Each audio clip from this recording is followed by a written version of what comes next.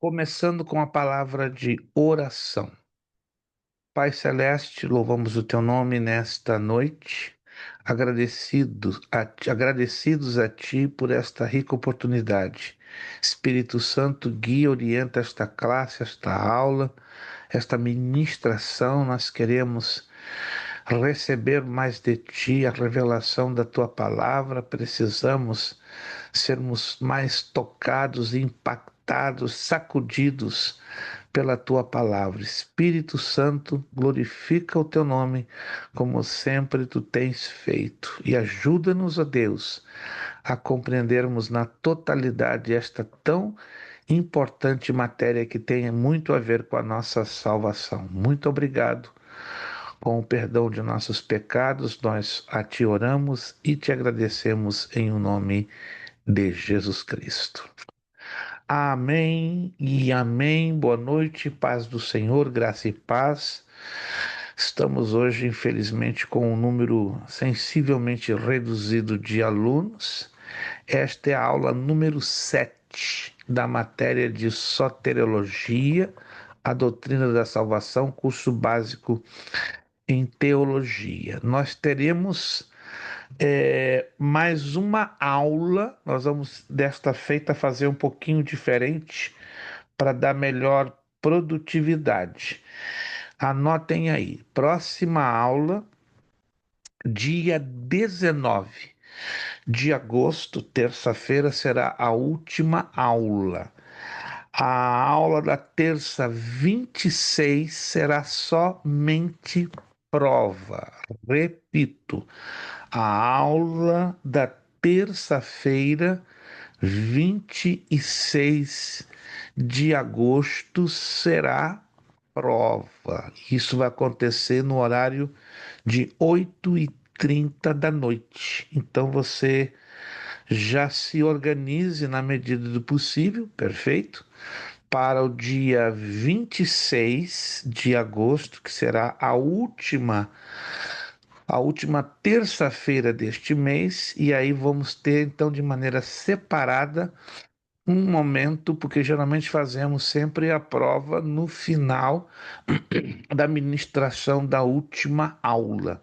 A gente vai fazer de vez em quando esse revezamento, entendeu? Algumas matérias a gente faz a prova no finalzinho da última aula, e algumas matérias nós usamos só um dia específico, no horário de 8h30, para a realização da prova. E este é o caso desta matéria. E na segunda-feira, dia 2 de setembro, já vamos começar a nova matéria. Eu vou anunciar a vocês já na próxima semana qual será a próxima matéria. Eu já vou estar me comunicando em privado com alguns alunos que já estão praticamente fechando o curso básico em teologia, né, para saber se eles têm tendência de migrarem depois para o médio ou para por aqui, entende? Não é obrigado, claro, o aluno que está em vias de fechar o curso básico saltar para o médio. Isso vai ficar na escolha, na decisão do aluno. Se Boa for passar noite, para o Pai do Senhor. boa noite, irmã Gleice Cake, ou perdão, Gleice Kelly. Gleice Cake é Agora, marca. agora é Gleice Candy, professor. Gleice Candy, meu Deus! Estou fazendo o De famoso morango do amor. papai do céu, foi promovida, irmã Gleice Cake, Gleice Candy, né? Esse eu não posso fazer Tem que comigo, porque mudar para dar um, né, uma diferenciada. a senhora fez um upgrade, é o que diz, né? Sim, Em ué, mudou o negócio, produto, muda a marca. isso em negócio chama-se upgrade. Parabéns, irmã Obrigada. Gleice Cake, né? Gleice, como? Repita? Gleice Candy. Gleice Candy. Meu Eu Deus, isso acho aí que é é. assim que fala, nem sei. Eu tô...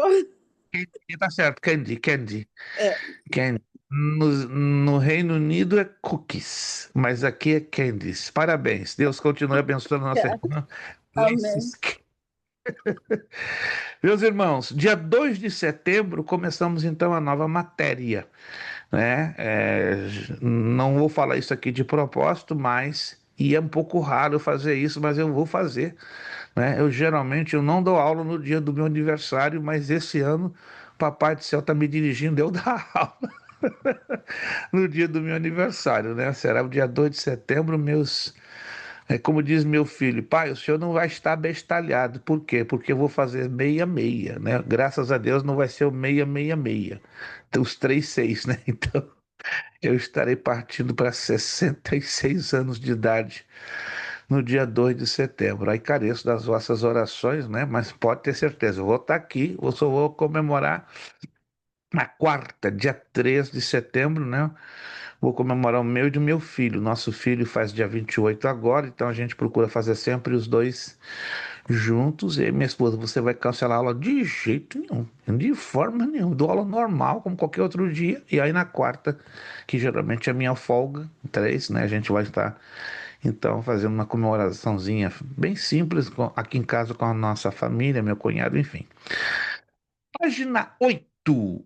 Página 8, por favor. É possível perder a salvação? É a perguntinha de US$ 1 milhão. E a Bíblia responde: sim, é possível. Então vamos pela Bíblia, pela palavra de Deus, vamos detectar. Tem ali um irmão ou uma irmã Zoom. Eu não estou ainda detectando quem é. O Ricardo está aparecendo muito bem, mas o irmão ou irmã Zoom eu ainda não consigo saber quem é. Então, Senhor por a todos. favor, paz do Senhor, Ricardo. Ficar ali na telinha como fique um tempo não ocultos. Eu possa dar baixa na ficha de chamada. Então, o irmão ou irmã que está como Zoom, só irmã Laila. Obrigado, irmã Laila. Quando a senhora não aparece, é difícil, né? Eu descobri. Aí eu tenho que ter discernimento de espírito, mas a senhora me ajudou. Obrigado. Aí, se a senhora puder estar visível, ficaremos felizes demais. Se não puder, perfeito, sem nenhum problema, compreenderemos as suas limitações e dificuldades. Deixa aqui dar também baixa o irmão Ricardo, para eu não ser injusto com ele. Irmão Ricardo não está perdendo uma. Parabéns, irmão Ricardo. O Ricardo é um dos alunos que não está na boca do canhão. Meu Deus, não falta uma.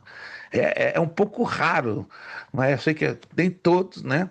Mas nós temos aí uns 8 alunos do grupo que não perdem uma. O irmão Ricardo é um deles. Continue Deus lhe dando graça. Irmão Kelson, estou sentindo falta dele, deve estar com alguma dificuldade. Muito bem, vamos lá então no nosso texto da apostila, é possível perder a salvação. No século V, depois de Cristo, Agostinho ensinou que o crente nunca poderia perder a salvação. Uma vez salvo, permaneceria salvo por toda a vida, independente das suas ações ou atitudes. Esta declaração deu início a um debate teológico que permanece até os nossos dias. Daqui a pouquinho a gente vai entrar aqui com os slides e mostrar para vocês, inclusive já estão lá no grupo, mas eu vou repeti-los de novo. Se você perdeu esses slides, eu vou colocar de novo para você entender por que os presbiterianos, batistas tradicionais, alguns deles, e metodistas, creem de pé junto, de pé duro, que a salvação não pode, eles creem que a salvação não pode ser perdida. Mas isso vem lá de trás, tanto de Agostinho como de Calvino. Virando a página. Neste texto apresentaremos o conceito bíblico demonstrando que o crente pode perder a sua salvação. Ao estudar as evidências bíblicas que apoiam este fato, o aluno compreenderá por que só 4 séculos após a morte de Cristo surgiu este ponto de vista sobre o assunto em pauta, ou seja, tiveram que passar 400 anos para que este assunto viesse a ser entre aspas, debatido e estudado a fundo. Então, até o ano 400, entrada do ano 500, não se falava desta necessidade, porque já se tinha, entre aspas, como uma espécie de regra que a salvação pode sim ser perdida.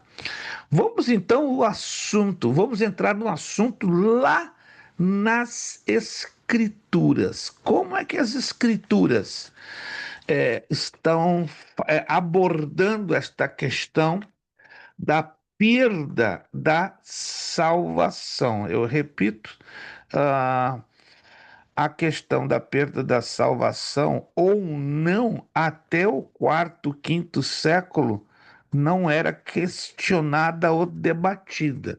Após essa data, sim, começa a entrar um sem número de abordagens fora de texto e de contexto. Mas vamos entrar na escritura. Um dos maiores argumentos bíblicos, segundo o qual se pode perder a salvação, é a frequente menção da palavra condicional se. Anote isso, isso aqui é importante. Se, não é? Que é uma preposição, perdão, uma conjunção condicional com respeito à salvação. As referências bíblicas a seguir revelam o fato de que a salvação na experiência humana depende da situação do crente, ou seja, o crente vai escolher manter-se firme, manter-se fiel até o fim, perseverante ou não, com respeito à sua salvação. Manifesta-se então através dessas expressões bíblicas também como permanecer em Cristo, continuar na fé, andar na luz, não retroceder. Aí nós separamos uma listinha pequena de textos bíblicos que estão inserida ou que está inserida a conjunção condicional se. E não estamos usando estes textos fora do seu contexto. Pelo contrário, estão bem encaixados no seu contexto. Preste bastante atenção. Alguns destes textos são bastante conhecidos por nós evangélicos. João capítulo 15, versículo 6 diz o seguinte: Se alguém não permanecer em mim, será lançado fora. Muito conhecido este texto, né, proferido pelo Senhor Jesus. Colossenses 1, 23. Se é que permaneceis na fé. Olha que interessante. Se é que permaneceis na fé. Depois, Paulo bate lá na tecla da primeira carta aos Coríntios, capítulo 15. Primeira carta aos Coríntios, capítulo 15, Paulo bate na seguinte tecla: Se retiverdes a palavra tal como vô-la preguei. Hebreus, o autor desconhecido, porque ninguém sabe até a presente data quem é o escritor da carta aos Hebreus, no capítulo 2, versículo 3, ele diz: Se negligenciardes tão grande salvação. O mesmo escritor de Hebreus, no capítulo 3, versículo 14, ele bate também na tecla. Se de fato guardarmos firme até ao fim a confiança. Ainda na carta aos Hebreus, capítulo 10, versículo 38. Se retroceder.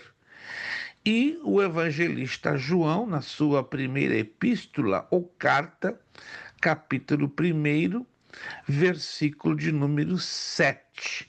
Se, porém, andarmos na luz. Então, nós temos aí textos que dão uma uma base bastante convincente de que sim, a salvação pode ser perdida. E eu quero acrescentar mais alguns dois textos que não são muito conhecidos, mas eles têm uma profundidade excepcional, digna de ser anotados estes textos e considerados. Antes que nós passemos para o ponto seguinte, né, número 2, advertências diretas, vamos ainda, olha que a profundidade desta carta, carta aos Hebreus, capítulo 6. Vamos lá?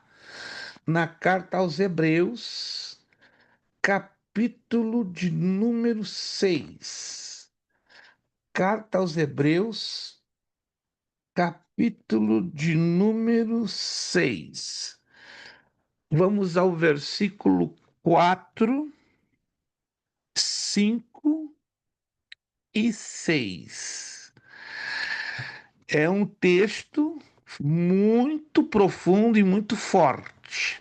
Carta aos Hebreus, capítulo 6, versículos 4, 5 e 6. Olha o que diz este texto. Muita atenção, por gentileza. Versículo 4, Hebreus, capítulo 6. Porque é impossível que os que já uma vez foram iluminados e provaram o dom celestial e se fizeram participantes do Espírito Santo. Versículo 5. E provaram a boa palavra de Deus e as virtudes do século futuro. Versículo 6. E recaíram, sejam outra vez renovados para arrependimento, pois assim quanto a eles, de novo, crucificam o Filho de Deus e o expõem ao vitupério. Preste atenção nos termos que o escritor aos Hebreus aqui nos traz. Termos contundentes, termos, vamos dizer assim, um tanto drásticos, mas que não deixa dúvidas sobre que tipo de situação especificamente este texto está nos apresentando. Resposta: o resultado do pecado contra o Espírito Santo. Oh, peraí. O que é, afinal, o pecado contra o Espírito Santo? Ou seja, o pecado que não terá perdão nem hoje, nem aqui, nem amanhã, em nenhuma época do tempo e do espaço. É o pecado atribuído a uma ação ou ações do Espírito Santo como sendo elas procedentes dos demônios ou do próprio Satanás. Vou repetir. O pecado contra o Espírito Santo tem como base a alegação de que obras e ações de Deus pelo Espírito Santo tenham procedência de demônios ou do próprio Satanás. Estão lembrados que Jesus estava fazendo, não é? Essa é a blasfêmia, perfeito, como diz o nosso irmão Alisson, essa é a blasfêmia. A palavra blasfêmia, se você quer anotar, ela vem do grego, que tem a mesma pronúncia, blasfêmia, falar mal contra as pessoas ou contra as coisas santas ligadas à pessoa de Deus. Falar mal ou denegrir, não é? As pessoas ou as coisas ligadas a Deus. Preste atenção aqui nesta. Irmão Kelson faz a abordagem da apostasia pessoal. A apostasia pessoal é um dos primeiros degraus que podem levar a esta blasfêmia e a consumação e a insistência desta blasfêmia desemboca onde? No pecado contra o Espírito Santo. É um processo, não acontece aqui, agora, em um minuto, em uma hora, em um dia, em uma semana. Repito, é um processo que leva semanas, meses e até mesmo anos. Agora, se vocês observaram com muita atenção, aqui tem uma chave nesses 3 versículos que acabamos de mencionar. Eu vou repetir os textos, 3 versículos, e vocês vão se dar conta quais são as palavras-chave que matam a charada desta questão. Olha só, versículo 4. Porque é impossível. O que quer dizer impossível? Não tem volta atrás. Não tem forma de consertar. Não tem forma de dar marcha ré. Não tem forma de arrumar. Não tem forma de levar a uma melhoria. Então, o texto aqui é contundente, ele é drástico. É impossível. Impossível o quê? Que os que já foram uma vez iluminados. A quem está se referindo o escritor aos Hebreus? Aos crentes, ou alguns crentes, que tiveram uma experiência com o Espírito Santo, tiveram uma experiência com a palavra de Deus, tiveram uma experiência com os dons espirituais. Isso que quer dizer os que foram iluminados, que provaram o dom celestial. Esse dom celestial implica na distribuição dos dons espirituais e de um relacionamento com Deus. E se fizeram participantes do Espírito Santo. Aqui está falando de uma vida de intimidade. Agora veja o versículo 5. E provaram a boa palavra de Deus. Perceba que quem comete esse pecado geralmente é quem prega. Escute essa, isso aqui é alarmante. Quem prega e quem ensina. Meu Deus! Preste bem atenção, irmãos. Não é qualquer pessoa que comete este pecado. São os ministros. São os que estão lançando mão da pregação e do ensino da palavra de Deus. E entre nós aqui, meus irmãos, vamos ser aqui éticos, porém muito cuidadosos e prudentes. A quantidade de heresias que estamos ouvindo hoje, saindo de púlpitos de igrejas que aparentemente tínhamos como saudáveis, de pastores, ministros, servas de Deus, muito conhecidas na mídia, que até então, meu Deus, que bênção, que palavra abençoada. De repente deu uma virada no sentido contrário. E estão hoje, em nome da fama, em nome do dinheiro, em nome da popularidade, em nome do antropocentrismo, ou seja, do culto ao próprio homem, saíram dos trilhos e estão vivendo uma vida de apostasia, ou seja, desvio completo da trajetória, perderam o foco da Bíblia, perderam o foco de Jesus Cristo, perderam o foco da pura e sadia palavra de Deus. Então preste atenção, isso não acontece, repito, do dia para a noite. Eu não vou aqui fazer menção de nomes por respeito a qualquer um, que não importa quem seja, tá? Mas hoje eu tenho uma lista que eu peço misericórdia, mas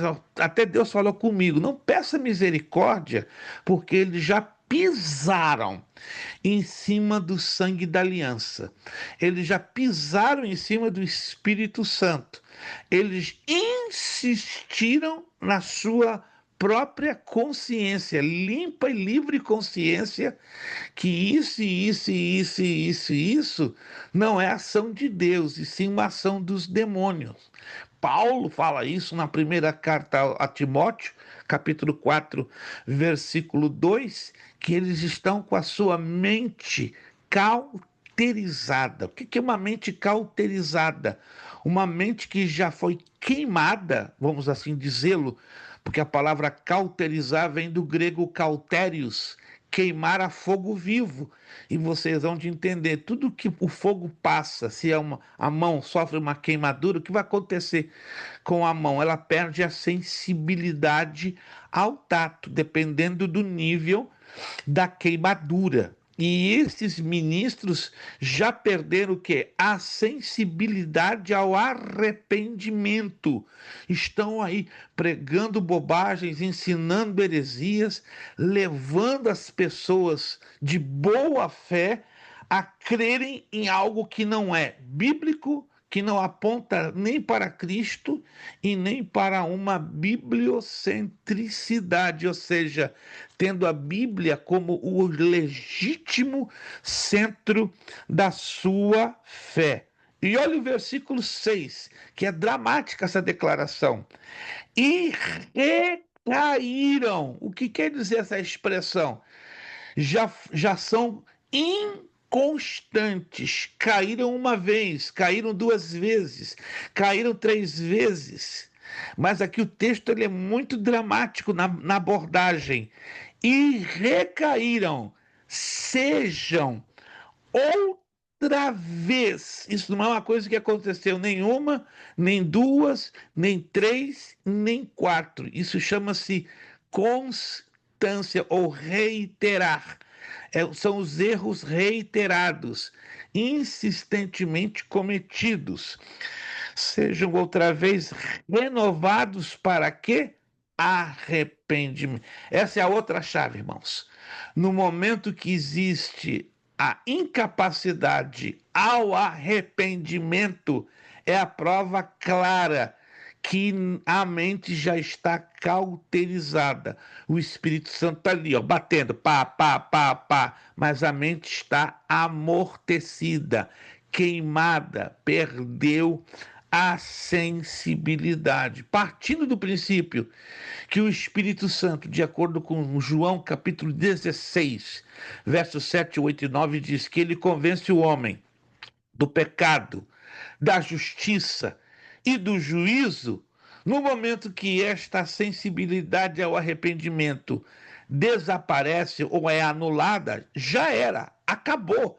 Tchau. What? Yeah. Não tem volta, porque a Bíblia é taxativa.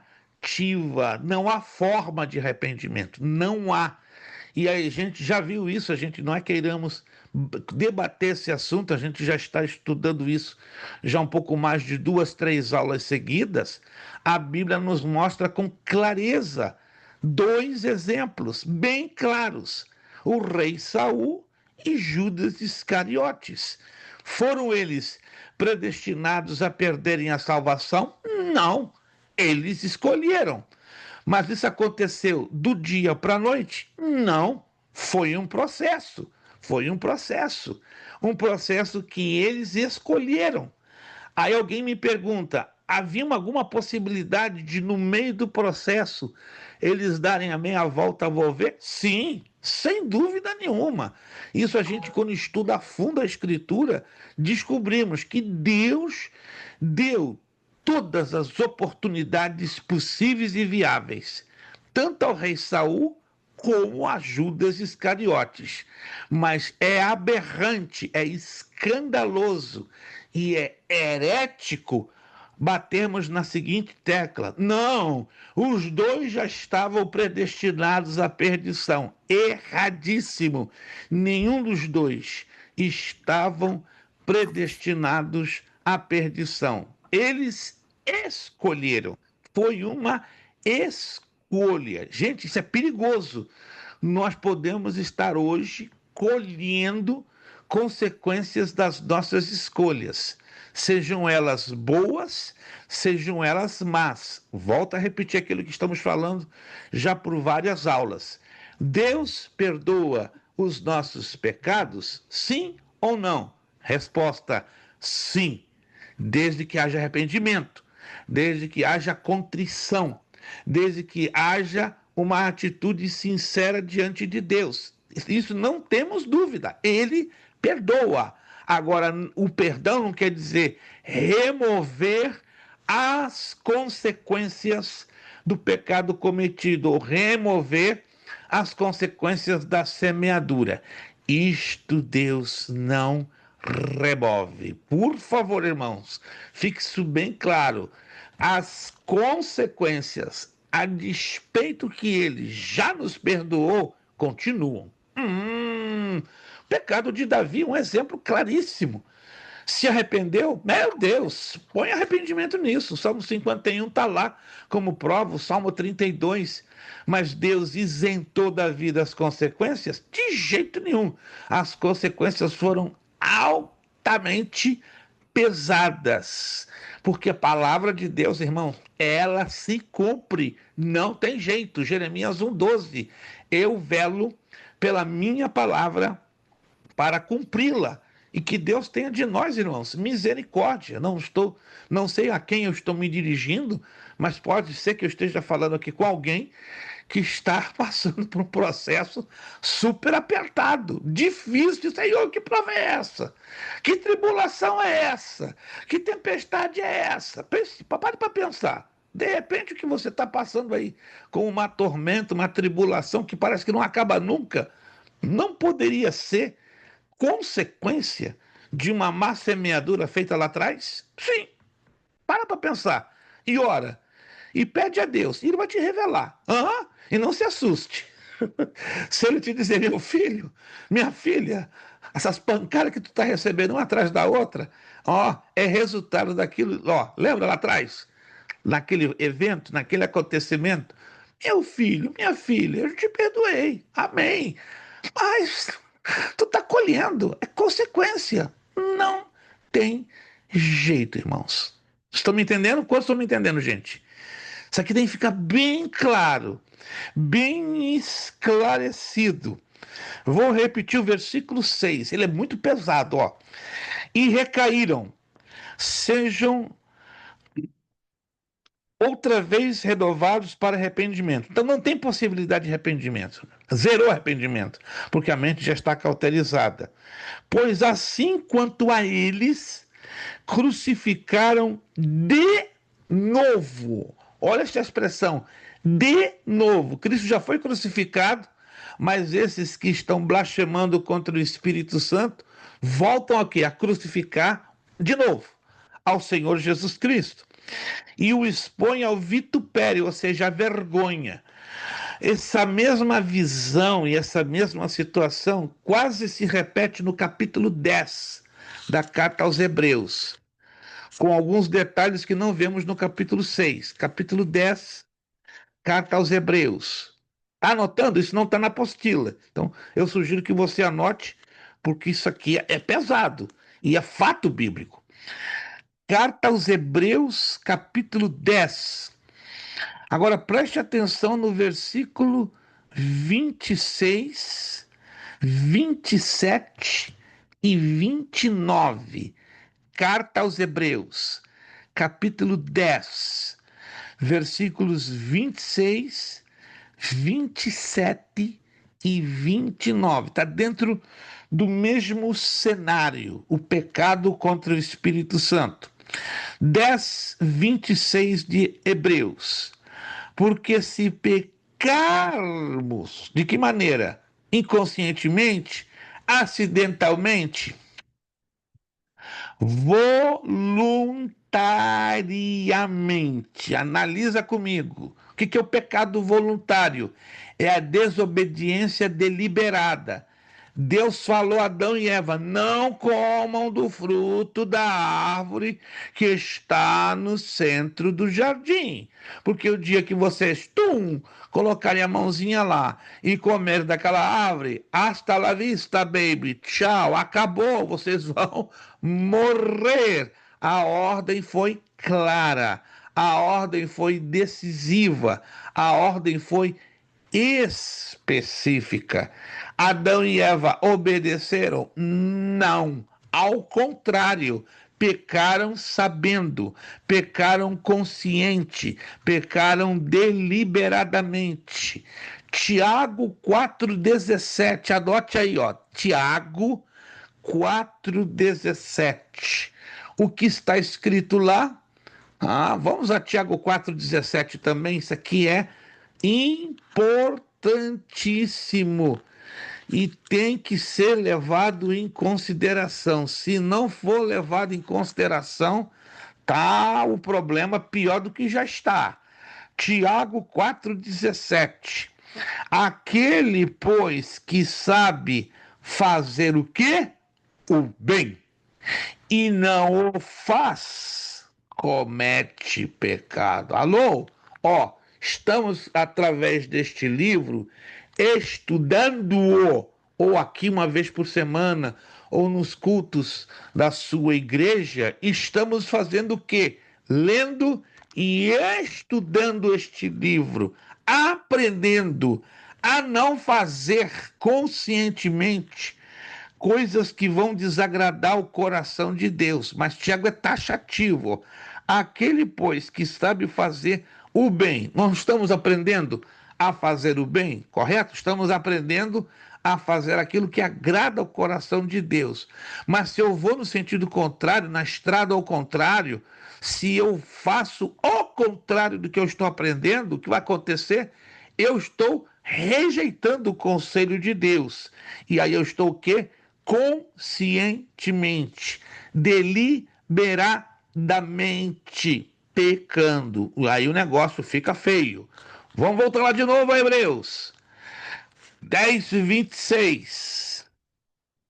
Porque se pecarmos voluntariamente depois de termos recebido o conhecimento da verdade, estamos batalhando para ter o conhecimento da verdade. Amém, irmãos? Estamos batalhando. Alguns aqui 10 anos, outros 20 anos, outros 30 anos, outros 50 anos, mas estamos no mesmo barco, batalhando, batalhando, batalhando pesado para recebermos o conhecimento da verdade. Como é que recebemos o conhecimento da verdade? Lendo, estudando e praticando. Não adianta ser bom memorizador de textos bíblicos. Não, não, não, não, não. Além de sermos, temos que nos esforçar para memorizar, temos que nos esforçar acima de tudo para praticar. Aí muita gente morre na praia porque não estão conseguindo praticar. Aí o negócio fica literalmente estreito. Olha lá. Conhecimento da verdade. Já não resta o quê?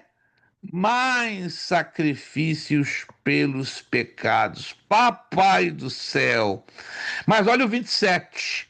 Mais uma certa expectação horrível de juízo e ardor de fogo que há de devorar os adversários. Quem está nesse caminho já está sabendo, vou para o buraco. Incrível. Se você me pergunta, Judas já tinha consciência que ia para o buraco? Já. No momento que Satanás entrou nele, ele já tinha plena consciência disso. Mas houve aquela distância. Jesus pega o pedaço de pão e diz: aquele a quem eu molhar o pedaço de pão e entregar, esse haverá de me trair. A ordem, a orientação de Jesus foi clara. Jesus está querendo ensinar Judas. Judas, é a tua última chance. Rejeita, escolhe rejeitar o pedaço do pão. Deixa outro pegar. Estranho, né, irmãos? Deixa outro pegar. Poderia ser Pedro, poderia ser os irmãos Boanerges, poderia ser qualquer um dos 12. Mas Judas escolheu, eu vou pegar. E quando pega, Satanás entra nele imediatamente. Aí acabou. Tchau. Não tem mais volta. Pastor Francisco levantou a mão, pode abrir o áudio, por gentileza.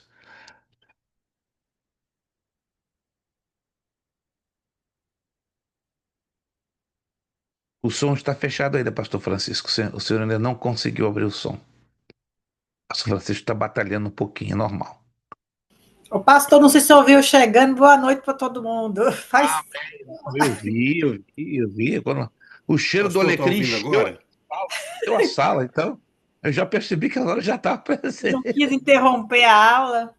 tranquilo. Obrigado, irmã. Pastor Francisco, por gentileza. Já estamos lhe ouvindo. Vamos lá. Eu acho que agora ele não está. O áudio dele abriu, mas não sei se ele está me ouvindo. Pastor, está me ouvindo agora?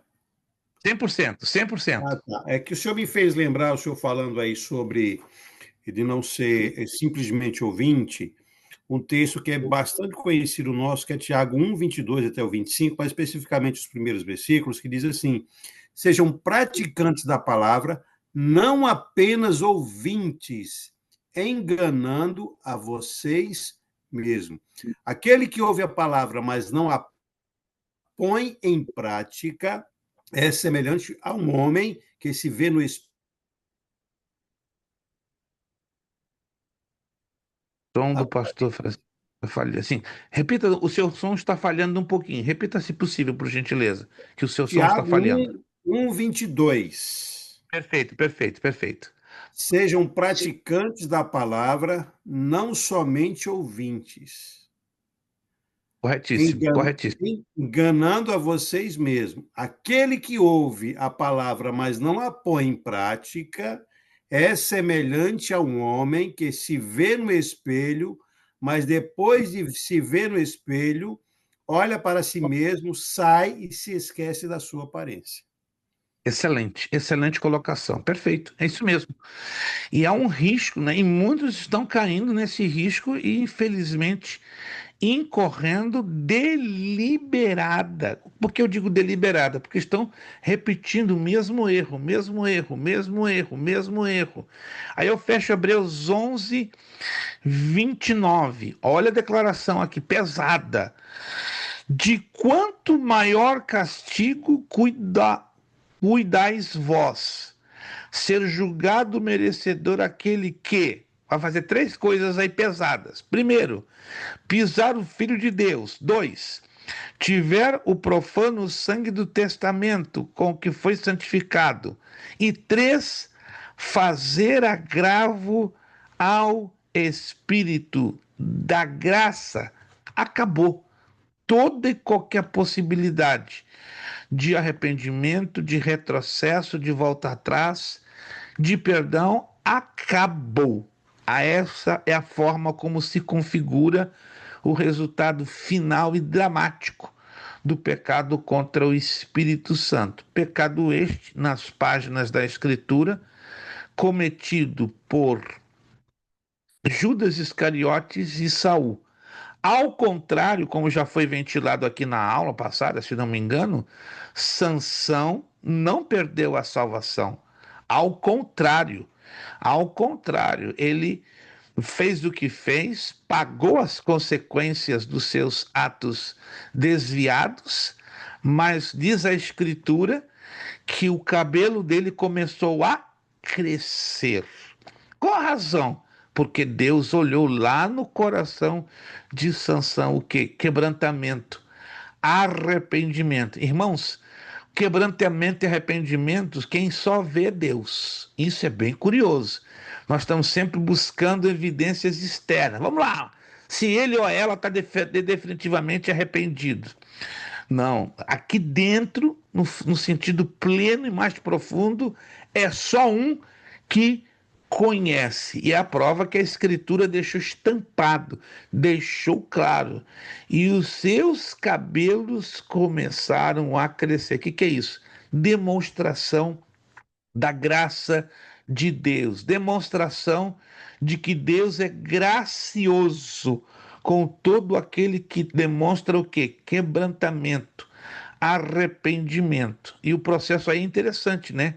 Que leva a Sansão a fazer um propósito de entregar a sua vida como sacrifício vivo, santo e agradável. Então, ali não implica suicídio. É mal interpretado este episódio como um suicídio, mas se você estuda, lê texto e contexto, você descobre, não, porque o nosso Deus não aceita suicidas e nem idólatras, e nem sacrifícios humanos. Mas ali sim foi uma entrega, uma rendição, porque no final da história o que aconteceu trouxe glória para o nome do Senhor com a morte de milhares de filisteus. Irmão Victor e depois irmão Kelso. Irmão Victor abrindo seu áudio. Pastor, mais uma dúvida. Falando dessa questão de pecado contra o Espírito Santo, né? Em relação a Safira e Ananias, ele se enquadra nesse contexto ou não? 100%. 100%. Eu não mencionei, porque ali é também uma ocorrência e é clara. Vamos lá em Atos 5. Que interessante, né? Como o evangelista Lucas, ele é preciso, ele vai na mosca, ele vai no centro nervoso do problema. Atos capítulo 5, versículo 1. Mas um certo varão chamado Ananias, com Safira, sua mulher, vendeu uma propriedade e reteve parte do preço, sabendo também sua mulher, e levando uma parte a depositou aos pés dos apóstolos. Até aí parece que tudo estava bem, mas não estava bem coisa nenhuma. O problema está ali, ó, do versículo 3 para frente. E disse então Pedro: minha gente, isso aqui é pesado e é uma revelação incontestável. Quando Deus revela, acaba. Não tem como o camarada dar voltinha e enganar Deus e apresentar desculpa esfarrapada, porque, olha, se você quer apresentar desculpa para Deus, tu tá um problema pior ainda. Ah? Versículo 3. Então disse Pedro: Ananias, por que encheu Satanás? Olha, a situação é parecida com a de Judas, muito parecida. Tomou um pedaço de pão, bom, entrou Satanás nele. Meu Deus!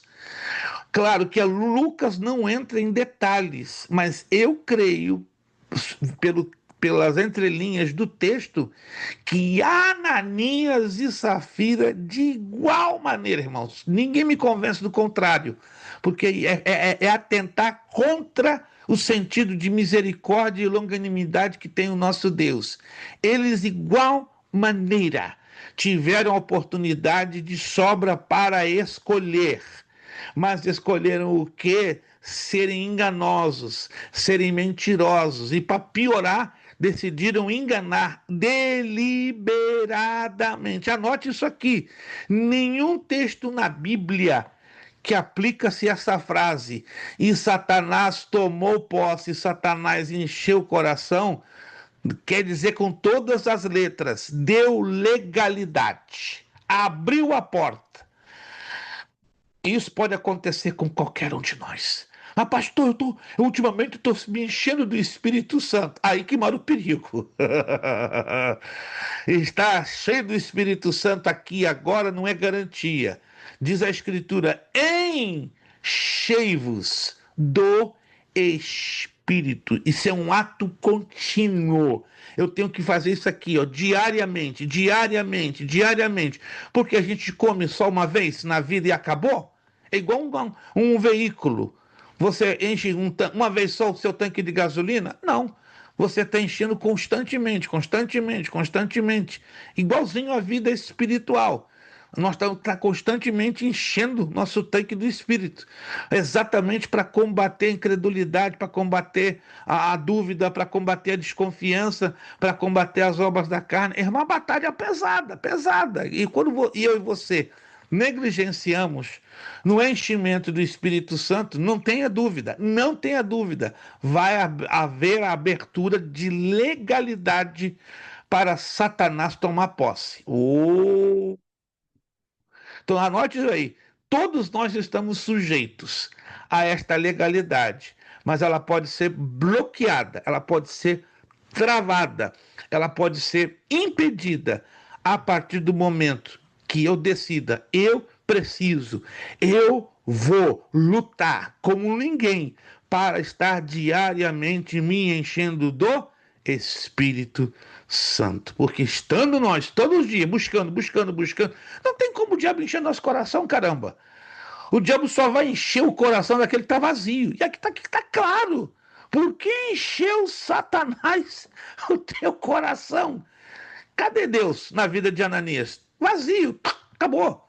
Isso é um perigo, gente. Isso é um perigo. Encheu o teu coração para que mentisses ao Espírito Santo. Presta atenção nessa declaração. Essa é uma declaração altamente pesada. E retivesses o preço da parte da herdade. O problema não estava no dinheiro.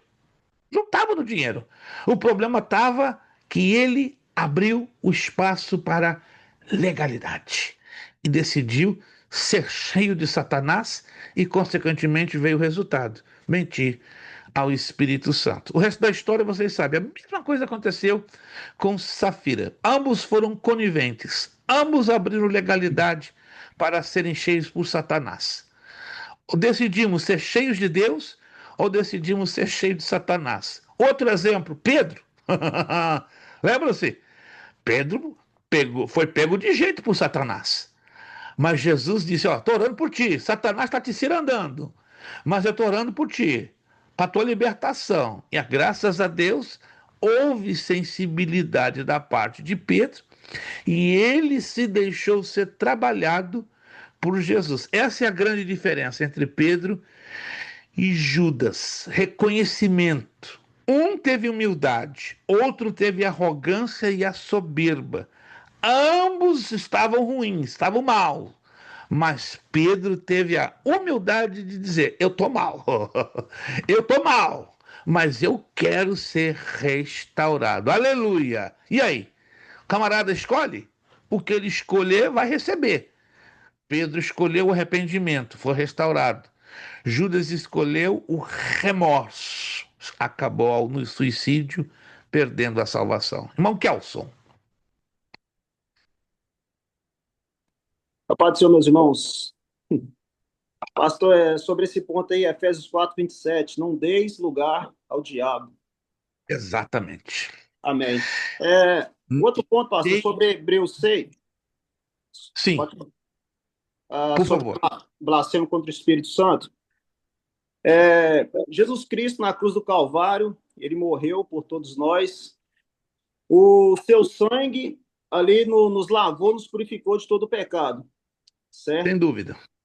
E é como a blasfêmia contra o Espírito Santo. É como a gente pega um porco, dá um banho no porco, e se soltar o porco, ele volta para onde? Para o lamaçal, para a lama. Mesma coisa do cachorro. O cachorro, o provérbio fala que o cão voltando para o seu vômito. Sem dúvida. Deus nos tirou do charco de lodo, do lamaçal, do pecado, nos lavou. A blasfêmia contra o Espírito Santo é comparada a isso. Aí a gente pega 2 Pedro 20, aí está lá assim, ó, porquanto, 2 Pedro 2, 20 e 21. Porquanto, se depois de ter escapado das corrupções do mundo, pelo conhecimento do Senhor e Salvador Jesus Cristo, forem outra vez envolvidos nelas e vencidos, tornou-se-lhe o último estado pior do que o primeiro, porque melhor lhes fora não conhecer o caminho da justiça do que, conhecendo-o, desviarem-se do santo mandamento que lhe foras dado. Meu Deus, isso aí é violento. Meu Deus. Infelizmente, as nossas igrejas, não é julgar, irmãos, não é julgar, mas já sabemos que já tem gente condenada. Só Deus sabe. Às vezes elas não demonstram, e essa é a parte mais estranha. Elas não demonstram, elas são artistas, elas representam algo que não são, mas infelizmente não porque eu ou nós queiramos, mas elas já estão autocondenadas, elas já escolheram a condenação. O irmão Kelso aqui falou do porco, né? Aos meus 11 anos de idade, eu tive uma experiência super curiosa. Minha avó morava numa casa bastante grande, minha avó paterna, desculpe, a mãe de meu pai, no Rio de Janeiro, na Zona Norte, num local chamado Ilha do Governador. Quem é do Rio de Janeiro já ouviu falar ou conhece a Ilha do Governador. Uma casa grande, na beira da praia do Cacuia, não é? Na estrada do Cacuia. E minha avó criava 4 porquinhos. Assim, não muito grandes, mas bem redondinhos, gordinhos, à vontade de meter o bichinho no espeto, mas eles morreram de velho. Eles nunca foram para panela. Mas eu chegava lá e fazia, vó, pensa no judeu gostar de porco. Eu. Minha avó, toma vergonha da tua cara, mas claro. Mas minha avó era gentil. Meu avô, sim, que era judeu, né? Mas minha avó era gentia, né? Toma vergonha da tua, a tua raça, não, vou põe na panela e tal. E um dia me deu na cabeça, eu tinha 11 anos de idade, de dar um banho caprichado no bichinho, mas lavei, coloquei shampoo, tava todo arrebentado, mal cheiroso. Coloquei um shampoo que na época era da Avon. Avon era uma marca muito famosa. Quase uma tia minha me deu uma coça porque eu despejei todo o shampoo da Avon para lavar. O bichinho ficou cheiroso, gente. Daqui a pouco, cadê o bichinho? Sumiu no mato. Passaram 2 horas, estava onde? Dentro do char. Eu fiquei frustrado, eu gritei para minha avó chorando: Vó, lá veio o bichinho foi ingrato, minha avó. Olha a bobagem que você fez. É a natureza do bichinho gostar do charco, gostar da lama. É uma escolha que ele já faz por reflexo, por instinto. Mas tem crentes, irmãos, que parecem igualzinho porquinho. Já foram limpos, purificados pelo sangue de Jesus, pela palavra, mas decidiram a escolha. Qual é a escolha? O charco, o lodo, o pecado. E esses que fazem essa escolha já estão num caminho altamente perigoso para o pecado contra o Espírito Santo e, consequentemente, a perda da salvação. Irmão Ailson, creio que tem alguma questão. Abra, por favor, o seu áudio, por gentileza. Pastor, é porque tem um negócio que me intriga, sabe? Às vezes eu fico Hum, pensando isso até hoje. Eu ouvi uma certa vez um debate de um pastor, dois pastores debatendo sobre a Bíblia, sobre a questão da salvação. Aí um falou que sim, o crente não perde a salvação. O outro falou assim, então, no caso, a pessoa então, que se ele perdeu a salvação, é porque nunca foi salvo. Você está me entendendo? Aí ele citou esse versículo lá de João 4, que fala da hum. mulher samaritana, do versículo 14. Mas aquele que beber da água que eu lhe der nunca terá sede, porque a água que eu lhe der se fará nele uma fonte de água a jorrar para a vida eterna. Então ele se baseia nesse aqui. E o outro, ele ficou debatendo não tem pão, mas assim, é uma coisa intrigante isso aí, se a gente for olhar. É intrigante, preste atenção. Se nós pegarmos este versículo sozinho e isolado, preste atenção. Se eu pego este versículo, ó, e isolo ele do restante, faz sentido. Mas analisa os versículos que estão antes e que estão depois. Isso chama-se contexto imediato. Aí a ficha cai. Aí implica no quê? Escolha. Repito, se eu pego esse texto que o irmão acabou de usar, que é uma estratégia, é uma desculpa esfarrapada, faz sentido. E intriga, sem dúvida. Mas no momento que eu começo a viajar no contexto, os versículos que estão antes e depois, aí cai totalmente por terra essa ideia. Porque a Bíblia não pode ser interpretada de forma isolada. Ela depende dos versículos que estão antes e depois, em se tratando de ensino bíblico, em se tratando de doutrina. Nenhum ensino, nenhuma doutrina bíblica pode se apoiar sozinha, de maneira isolada em um só versículo. Ele tem que ter pelo menos de 2 a 3. Esse é um princípio da hermenêutica bíblica, né? Mas aí alguém me pergunta: estão se seguindo os princípios da hermenêutica bíblica ultimamente? Não. 90% dos pregadores, pastores e ensinadores não usam hermenêutica. Que não usam, irmãos, está provado isso. Até a década de 90 eram 50% a 60% dos ministros e pastores. Depois da década de 90, Mas por quê?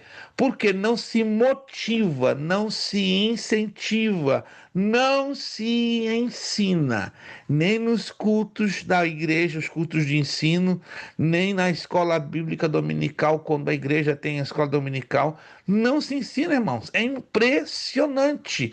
E aí o povo fica à deriva, trazendo interpretações pessoais próprias e algumas delas derivadas de teorias que não têm nada a ver com o contexto bíblico. É como fazem os mormons, os testemunhos de Jeová e os adventistas do sétimo dia. Eles pegam os versículos isolados da Bíblia e jogam e o povo aplaude de pé. Está aqui, está escrito. Caramba, está escrito se você pegar ele sozinho, isolado. Mas no momento que você avaliar e a fazer a análise pelo contexto, aí aquela avaliação ou aquele ensino que você está batalhando para sustentar como bíblico, deixa de ser bíblico e se torna uma heresia. O que é uma heresia? Quando eu interpreto isoladamente um texto bíblico que implica em um ensino, em uma doutrina. E hoje está cheio, irmãos. Hoje os púlpitos estão carregadinhos, estão fluindo heresias. E algumas são tão sutis que o povo está dando aleluia, glória a Deus, que aleluia, glória a Deus, coisa nenhuma. Não estão avaliando a coisa, que é sério, é sério. E o povo entra num circuito vicioso.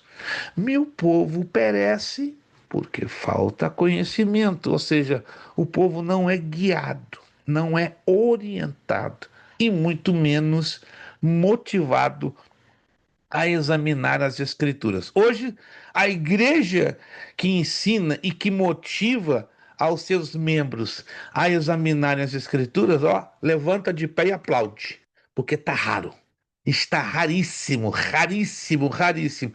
E a igreja que faz isso é considerada antiquada, cafona, está lá ancorada no século XIX, porque a maioria hoje, a tendência é levar como diz no ditado, a coisa na flauta.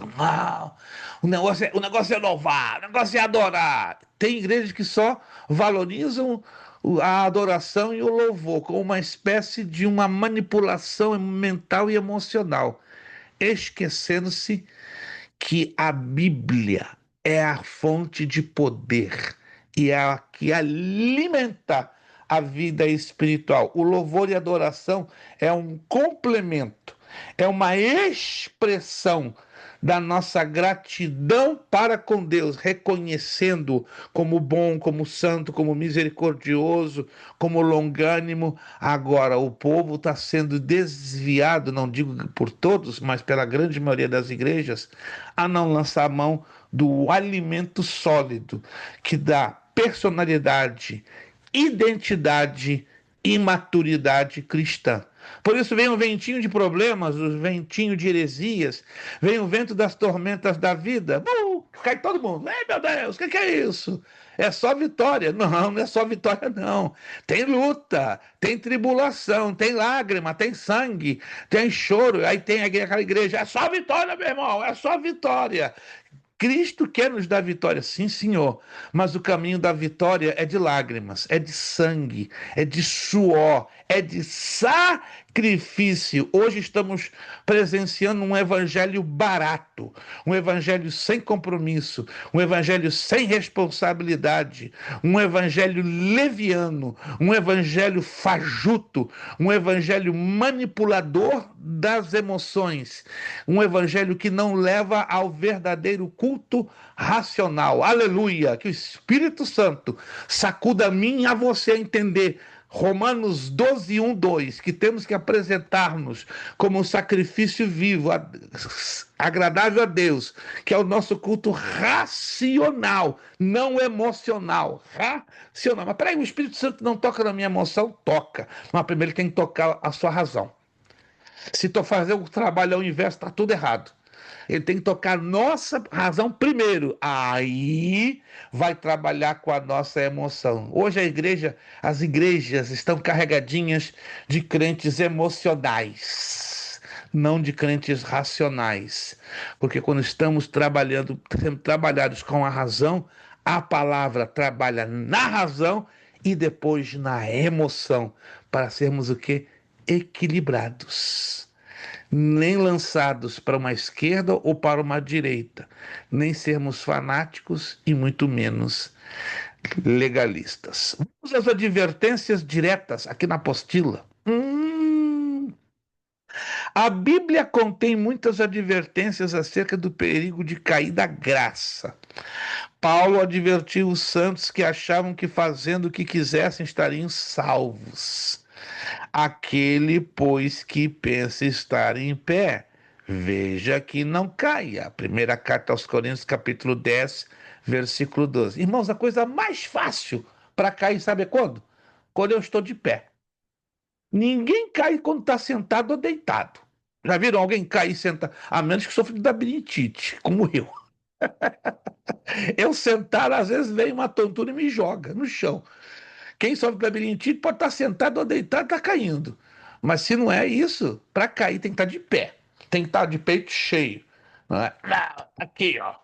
Esse cara aqui, o diabo não bate. Ah, pobrezinho desse que fala. O último que falou isso, ó, já caiu. Todo pregador que se presume melhor do que os outros, batendo com o peito, ó. O diabo aqui não me toca, não. Eu sou o cara. Cara, que Deus tenha misericórdia de cada um de nós. Nós não somos nada. Sem Cristo, nós não somos absolutamente. E não caiamos na bobagem de dizer: eu sou o cara, eu posso. O diabo e o demônio não vai comigo. Ó, peça sempre, diariamente: Senhor, tenha misericórdia de mim, Senhor. Ajuda-me para que eu não caia. Sabe qual é o problema de cair? Você nunca vai cair sozinho e vai arrastar muita gente atrás de você. Esse é o problema. O diabo é sujo. Quando ele luta para fazer a mim ou a você a cairmos, guarde isso. Nunca é para derrubar a mim ou a você sozinhos. Vai muita gente atrás da gente. Que Deus tenha de nós misericórdia e nos ajude, ó, ficarmos firmes de pé para sermos o que? Influência, para mantermos os outros ao nosso redor bem firmes na presença de Deus. O escritor da Epístola aos Hebreus advertiu que é possível deixar o coração encher-se de descrença a ponto de perder a salvação. É um processo, já falei isso. É um processo, eu quero lembrar vocês, ó. Tende cuidado, irmãos. Jamais aconteça haver em qualquer de vós perverso coração de incredulidade, que vos afaste do Deus vivo. Hebreus 3:12. É o pior pecado no coração do homem. O adultério, a luxúria, o desvio sexual, a incredulidade. Esse é o pior e desagrada mesmo a Deus. Os outros desagradam, mas a incredulidade, coloque aí. Tá no número 1. É lista, tá na lista, no top. 1. Isso arrebenta e anula a ação do Espírito Santo. Anotou? Incredulidade é o pecado mais abominável que Deus detecta no coração do homem. A Epístola de Judas leva-nos a meditar nos santos do Antigo Testamento, dos dias de Moisés, quando diz: quero, pois, lembrar-vos que o Senhor, tendo libertado um povo, tirado da terra do Egito, destruiu depois os que não creram. Judas, versículo 5. Gente, incredulidade é pior do que vírus, é pior do que Covid, é pior do que câncer, é pior do que gangrena. Bateu incredulidade no coração do irmãozinho, anota, vai espalhar rápido.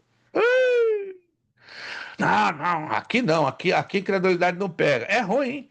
Se você não se afasta o mais rápido possível, em uma semana ou menos você está sendo contagiado pela incredulidade. Irmãos, nós não somos gigantes. O gigante é só Jesus, que pela sua misericórdia está na nossa vida.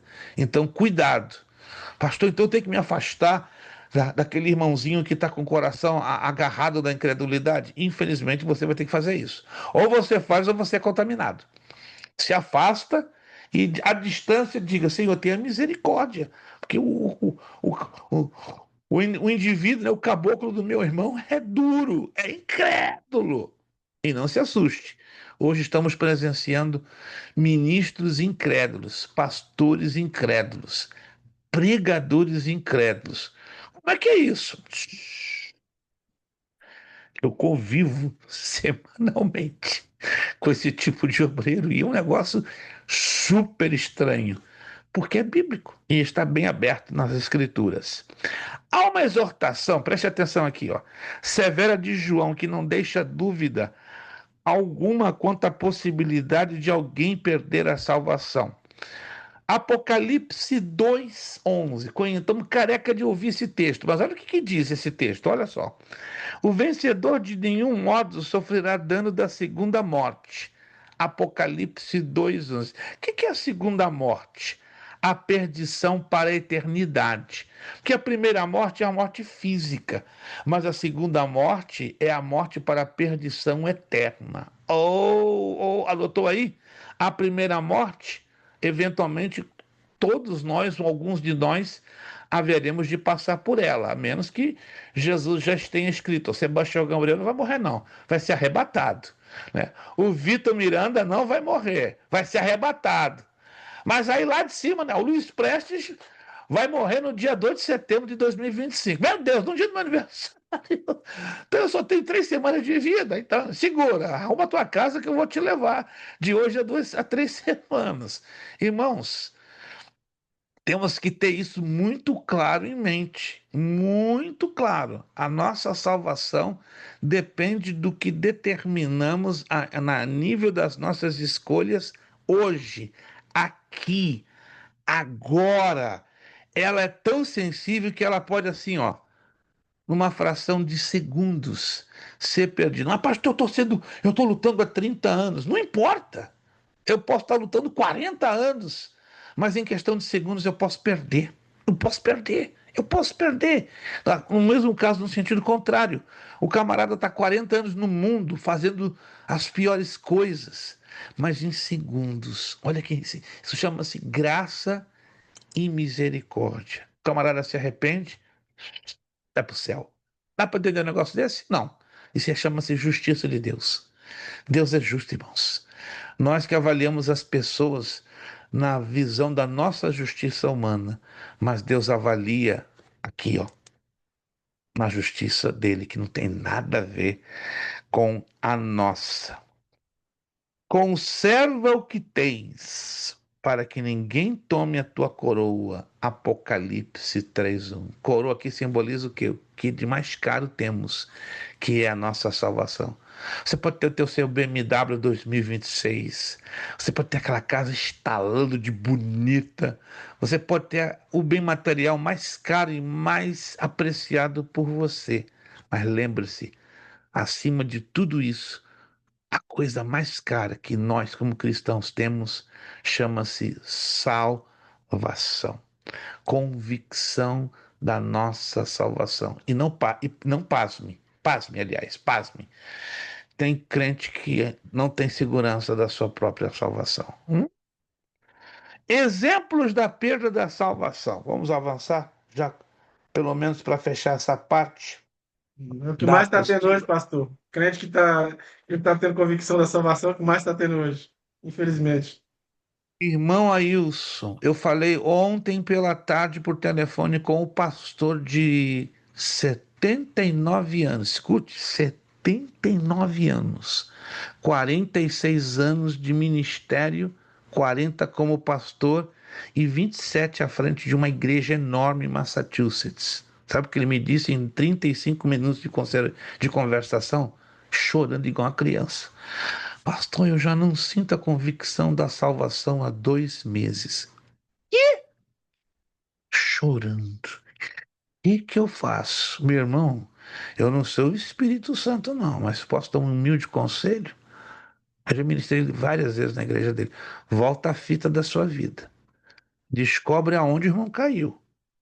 arrepende-te e começa tudo de novo. Mas como é que eu posso fazer isso? Eu vou falar pela Bíblia. A Bíblia diz: volta lá atrás, procura saber aonde o irmão caiu e arrependa-se.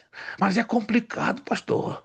Eu admiti diante da igreja, ou aí eu percebi, não, tem gato encerrado, como diz o ditado, tem maracutaia, tem coisa escondida. Eu não posso admitir certas coisas na frente da igreja que vai escandalizar. O quê, irmão? Já está escandalizado no céu. Se está escandalizando no céu, é questão de pouco tempo escandalizar na terra. E a Escritura diz: ai daqueles por quem vêm os escândalos.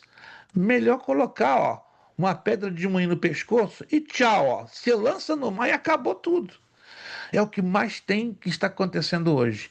Além de pessoas que não têm a convicção da salvação, estão que trazendo escândalo para a obra de Deus e matando os irmãos com aquela fé fraca, aquela fé frágil, aquela fé tipo película, né? Qualquer coisinha arranha e corta e quebra. Que Deus nos ajude a não gerarmos tropeço e nem escândalo para ninguém, sobretudo para os fracos na fé. Ao contrário, que Deus nos fortaleça sempre, diariamente, a nossa convicção de salvação. Quantos querem que a cada dia Deus fortaleça a sua convicção de salvação?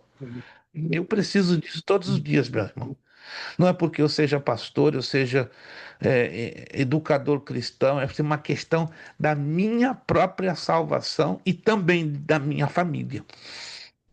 Porque a minha primeira igreja não é aquela que está lá no prédio, é a que está aqui na minha casa.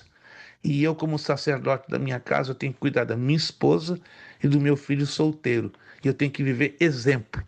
Como é que eu posso ser exemplo lá fora, ou aqui com vocês, se eu não começo a ser exemplo dentro da minha casa? Então eu tenho que ser exemplo de fé, exemplo de convicção. É o que eu digo ao meu filho, teu pai nunca vai ser perfeito, está longe disso.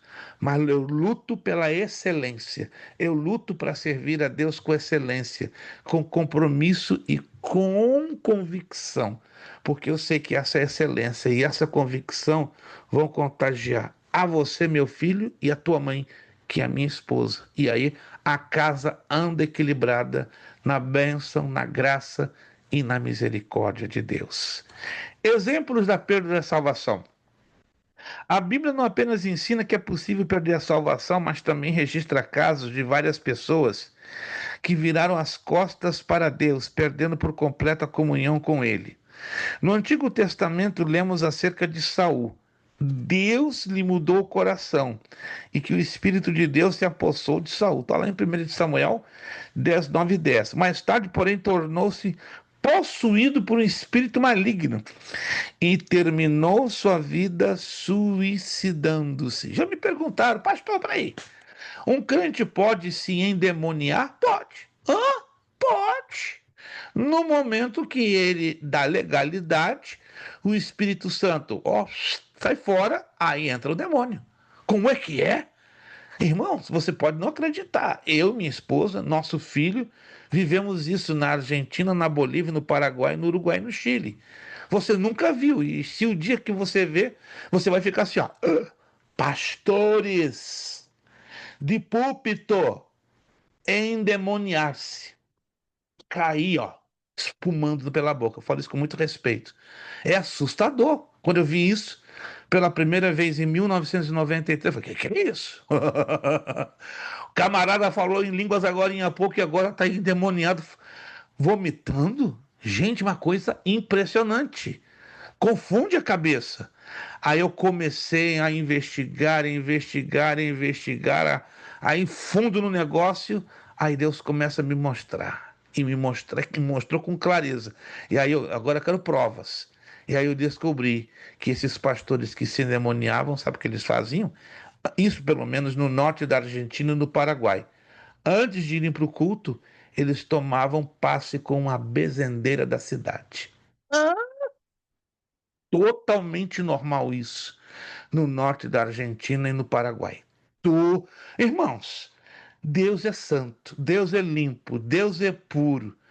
O Espírito de Deus não compartilha espaço com outro espírito, porque o nosso espírito, o Espírito Santo que diz a Bíblia, ele tem ciúmes de nós. Ou ele vive sozinho aqui dentro comigo ou não vive. Ele não vai dividir o espaço meu e você com outro espírito. Ou é ele apenas ou não é. E quando a gente divide com outro espírito, ele é educado. Gente, o Espírito Santo é educado. Ele vai embora. E você nem percebe. Oh, que Deus tenha misericórdia, irmãos. Crente pode se endemoniar? Pode. E, infelizmente, agora você vai ficar chocado. Eu conheço muitas igrejas aqui na América, de brasileiros, hispanos e americanos, cujos obreiros e pastores já estão possuídos. Hã? Sabe aquele demônio quietinho, calado? Aí você vai, ora e manifesta. Já aconteceu várias vezes nos últimos anos e assusta a gente. Eu nunca vou me aproximar de alguém deliberadamente orar para repreender o espírito maligno. Só se o Espírito Santo me der a ordem, como aconteceu 2 vezes em 25 anos que eu estou na América, numa igreja lotada, em 2 igrejas, uma em Connecticut e outra em New Hampshire, e Deus me deu a ordem. Falei, Deus, eu vou ser tido como doido. O que você prefere, me obedecer ou você agradar o homem? Senhor, vai ficar esquisito o negócio aqui. Eu quero limpar minha casa. A obra é minha. Uau! E como é que eu vou fazer? Aí o Espírito Santo falou bem suave no meu coração. Vai e fala no ouvido, baixinho. Eu te repreendo, espírito de confusão, espírito imundo. Sai dele agora. Fui devagarzinho no ouvido do pastor. O pastor começou a tremer. Bum, cai no chão e se endemoniza. Aí, o que é isso? O que é isso? Eu me afastei. O que o senhor fez? Eu não fiz nada. Eu só obedeci. Só isso. Gente, aí eu fui considerado feiticeiro. Eu falei, Jesus, eu sei que um dia eu ia passar por uma prova, mas a ponto de me chamar de feiticeiro. Como é que o senhor faz o nosso pastor se demonizar? Não, eu não fiz nada. Ele já estava debaixo de uma legalidade. Não vou entrar em muitos detalhes. É uma coisa que assusta. Que Deus te guarde de não assistir isso ao vivo e a cores. Mas se você eventualmente assistir isso ao vivo e a cores, você sabe o sentido de Efésios 4:27. Não deis lugar ao diabo. Se você estudar a fundo o contexto histórico da igreja em Éfeso, ali tinha muito obreiro que estava dando lugar a Satanás. Yep. Quiseram, isso a gente vai estudar lá no Médio em Teologia, na matéria Cartas Paulinas. E a gente vai falar, quem for estudar conosco o Médio, a gente vai falar a fundo sobre o contexto histórico da igreja de Éfeso, que era uma igreja cheia dos dons espirituais e também do fruto do Espírito, mas tinha esse problema de vários obreiros que davam legalidade a Satanás. Irmão Kelson. Ô, pastor, aí nesse contexto aí poderia entrar Mateus 12:43. Mencione, por favor. Igual você falou sobre do espírito de Saul, quando o espírito de Deus saiu dele, entrou o espírito maligno. Exato. Antes do espírito de Deus entrar na vida do ser humano, ali está o espírito imundo ainda, certo? Aí que Mateus 12, Jesus disse: enquanto o espírito imundo tem saído do homem, anda por lugares áridos, buscando Correto. repouso e não encontra. Se o espírito imundo sai, entra o espírito de Deus. Mas se o espírito de Deus sai, como fez Saul, a casa fica limpa. Aí o espírito Exato. imundo volta e traz consigo mais 7, sendo os atos dele ainda piores do que os primeiros. Isso é algo fantástico. Eu já tenho comprovado ao longo da vida. As pessoas que se desviam saem da presença de Deus, né? Elas eram usadíssimas por Deus, depois se desviam, saem. E é muito curioso, até hoje, na minha humilde experiência de quase 50 anos, eu trabalhei 14 anos com libertação no Brasil e na Argentina. É interessantíssimo. As pessoas endemoniadas que foram servos do Senhor muito usadas, quando nós nos aproximávamos para trabalhar no sentido de orar para que elas fossem libertas, era muito curioso, né? A gente não pode travar diálogo com o endemoniado, não pode, de jeito nenhum. Se o endemoniado começa a abrir a boca, você tem que mandar ele calar a boca em nome de Jesus, porque ele engana, ele confunde. Mas curiosamente, às vezes que eu e alguns obreiros íamos para repreender, eles diziam, faziam questão, somos 7. Não é coincidência, gente. Tive casos, né, de legião, que é terrível. Não vou entrar em detalhe, é terrível. Quando é legião, são 6.000 demônios num corpo de um ser humano. Se um já faz uma arruaça, uma bagunça, imagine 7. E imagine 6.000. Não vou entrar em detalhes, gente, porque não é aula de angelologia e nem de demonologia, mas a Bíblia é real. É real. O camarada está ali, servindo a Deus, cheio do Espírito Santo, se desvia, anota, escreve 7. Vão voltar a habitar nele. É horrível isso.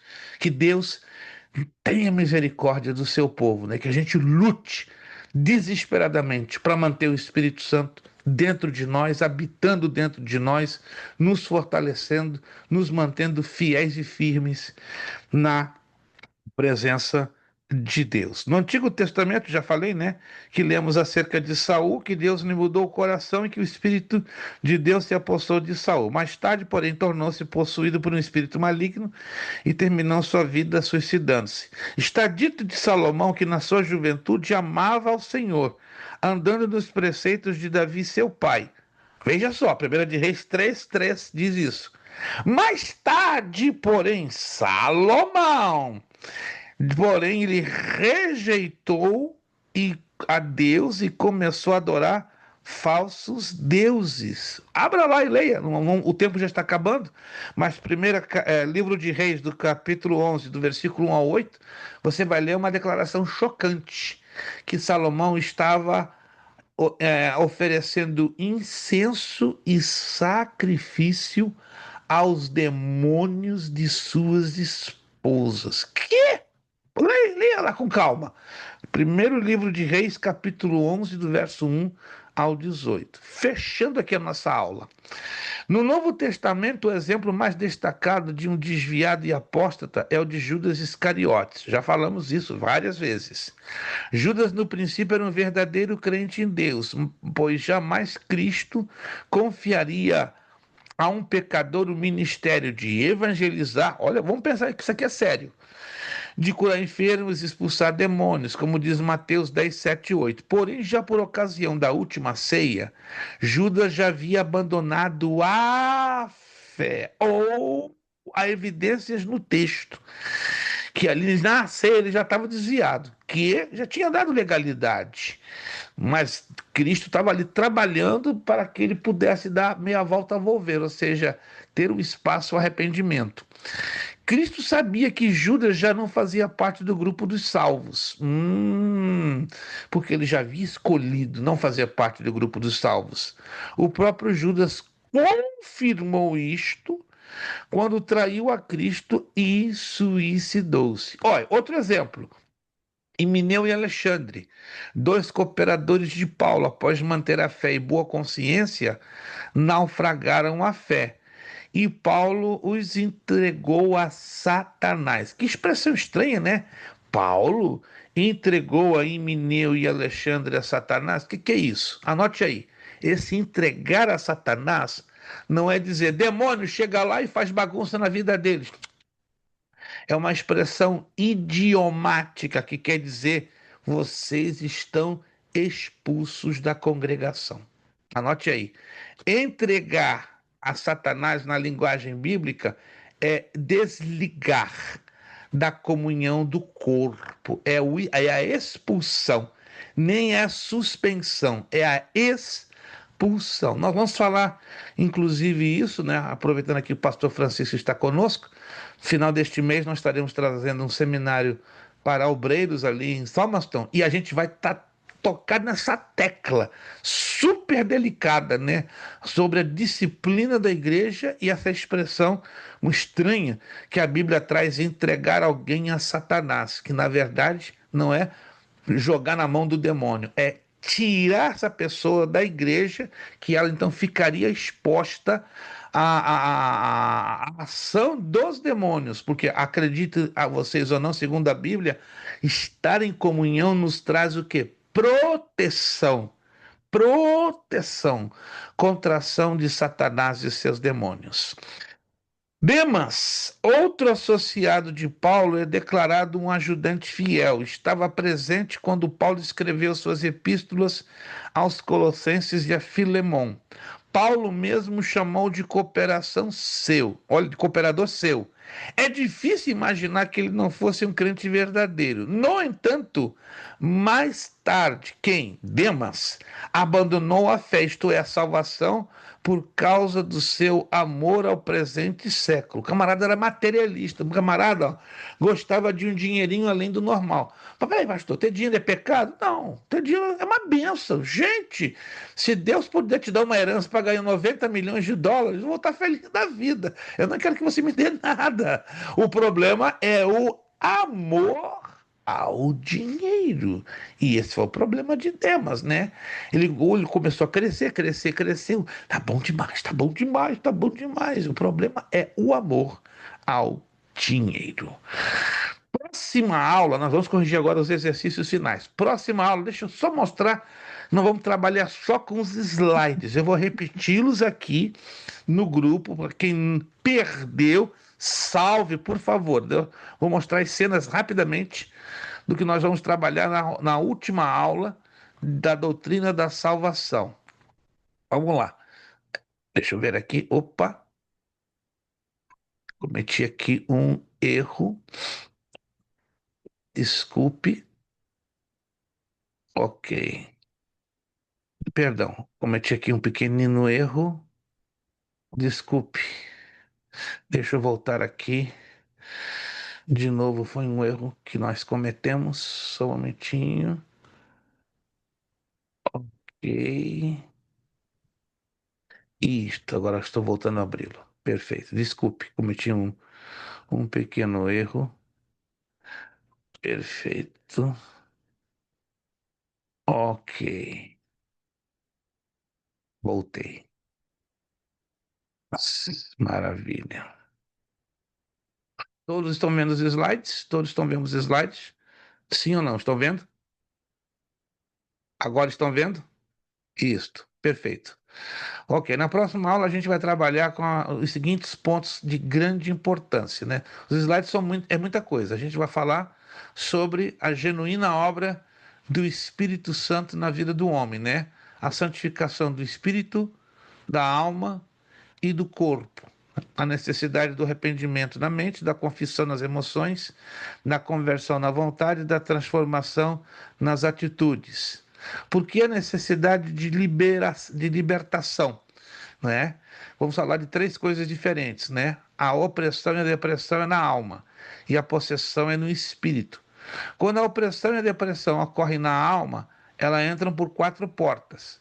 Ou a porta do ocultismo, a porta da herança, a porta do pecado, ou a porta das feridas. Baseado neste modelo das quatro portas, ou das brechas abertas, de Ezequiel 22:30 e também 2 de Coríntios 4:7-9, Gálatas 5:16-18, Efésios 4:22-27 e Colossenses 3:1-10. Vamos falar sobre Cristo, a nossa justiça, né? A justiça nossa, aquele que trouxe a santificação, não é? Para que pudéssemos, aliás, nos trouxe a justificação. Aí nós vamos falar sobre a importância da adoção, da imputação e da substituição. Vamos falar da perfeição de Cristo como nosso substituto, a perfeita encarnação, a perfeita identificação, a perfeita santidade. Vamos falar sobre o ministério da encarnação. Já falamos, né, um pouquinho sobre eleitos para a salvação e eleitos para a missão. Os eleitos são predestinados por Deus para quê? Com qual finalidade? Aí a listinha bíblica dos eleitos que são predestinados por Deus. A predestinação, que a Bíblia apresenta sobre a predestinação. Aí nós vamos analisar 2 de Pedro 1:10, Efésios 1:5, Efésios 1:11, Romanos 8:29, Romanos 8:30. Mas no conceito de Calvino, né, Calvino já ensina diferente.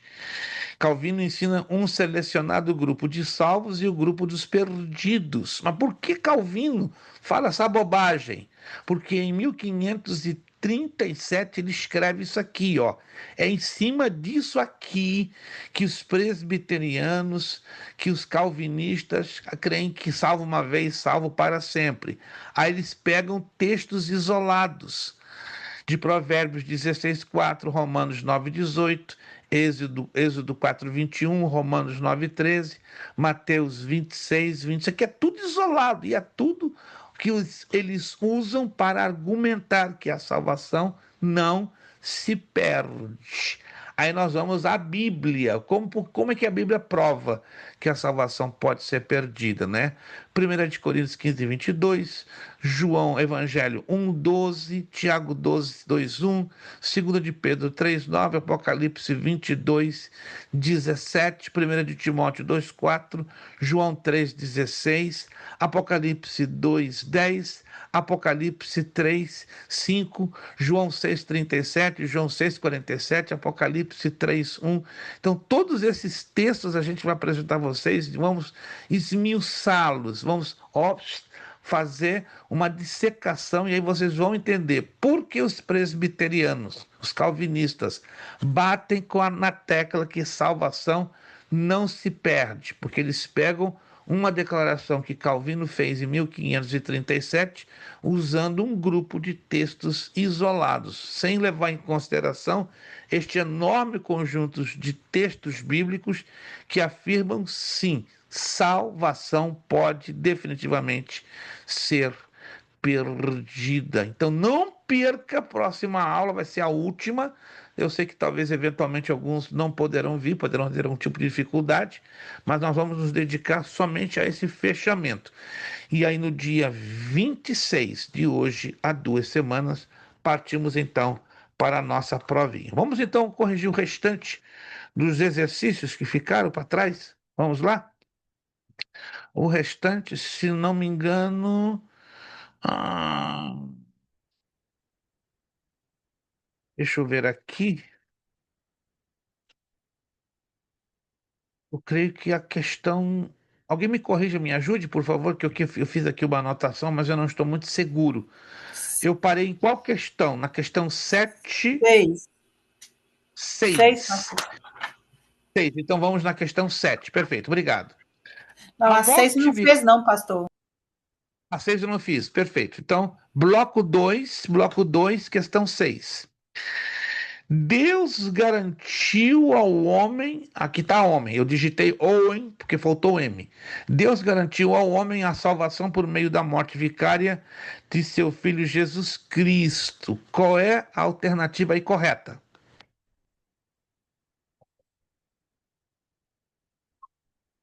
Cuidado, aqui tem uma única. A maioria delas, quase todas elas, são muito parecidas, mas tem uma que tem uma palavra-chave que destaca-se de todas. A letra C, pastor? Letra C, 100% correto, desde que assente pela fé esta obra redentora. Então, número 6, letra C. Muito cuidado, aqui vão aparecer questões que vão ser muito parecidas, mas só tem uma certa. Questão 7. A morte vicária de Cristo satisfez as exigências da lei quanto à morte pelo pecado. Todavia, cumpria o homem uma segunda exigência a fim de alcançar o céu. Tem uma aí que é a única certa, está na cara. Vamos lá. Ah. Perfeita obediência à palavra de Deus. Questão 7. Perfeita obediência à palavra de Deus. Questão 8. Cristo pagou a nossa dívida pelo pecado por meio da sua morte e sua vida de obediência perfeita serviu como essa é fácil demais.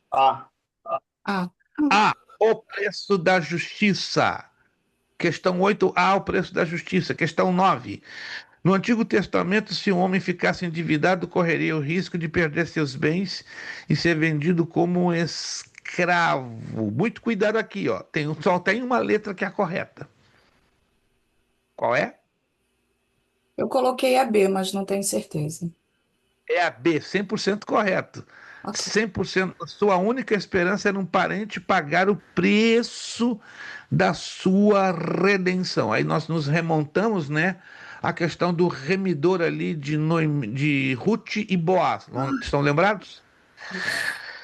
Questão 10. No Novo Testamento, a palavra grega agorazo é usado geralmente para destacar. Se você pesquisou, isso é fácil. O preço pago pela nossa salvação. A. Letra A. O preço pago pela nossa salvação. Questão 10, letra A. Questão 11. Cristo, pelo Espírito Santo, a si mesmo se ofereceu sem mácula a Deus, a fim de purificar a nossa consciência de obras mortas. E essa também é facílima. Meu Deus. Hebreus 9:14. Se alguém errasse aqui, eu ia ficar triste. Muito, eu literalmente começo a chorar. Tá tudo assim, ó, tá na carinha. Se a gente errar coisas que estão na carinha, tá complicado o negócio. Questão 11, letra C. 12. Em Cristo já não estamos escravizados ao poder de Satanás. Mas aí também tem uma resposta que está na cara. B. Qual é? B de B. bola. Precisamos, contudo, revestir-nos de toda a armadura de Deus. 13. Os atos da graça divina mediante os quais Deus concede salvação e ajuda ao homem a receber a salvação são conhecidos como, aqui atenção, A. o chamamento de Deus. Questão 13A. Um chamamento de Deus. 14. É Deus quem atrai os homens a si, quanto ao recebimento da salvação, mediante. Essa é fácil, está na cara. C. Espírito Santo. Seu Espírito Santo, porque ele convence o homem do pecado, da A justiça e do juízo. justiça do juízo. 15. Argumentos quanto à universalidade do chamamento de Deus ao pecador. Muita atenção aqui, gente. Aqui tem uma pegadinha boa. Lê com atenção. Qual é a correta? Só tem uma correta aí.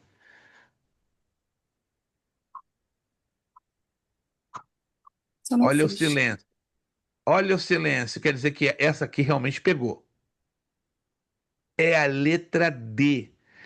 Todas as alternativas são corretas. Corretas. Então, leia cada frase e você vai chegar à conclusão que todas essas frases estão corretas. Ou não. Analisa. Isso aqui é bem interessante. Então, 15D.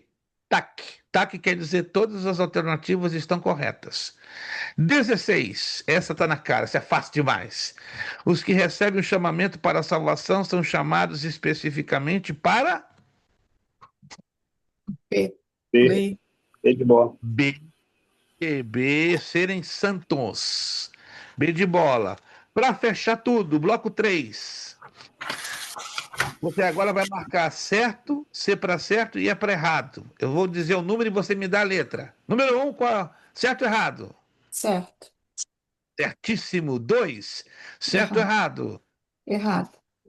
Certo. Olha só. Certo? É o pecado. Desde que nasce, Certo. o homem Ok. ao pecado.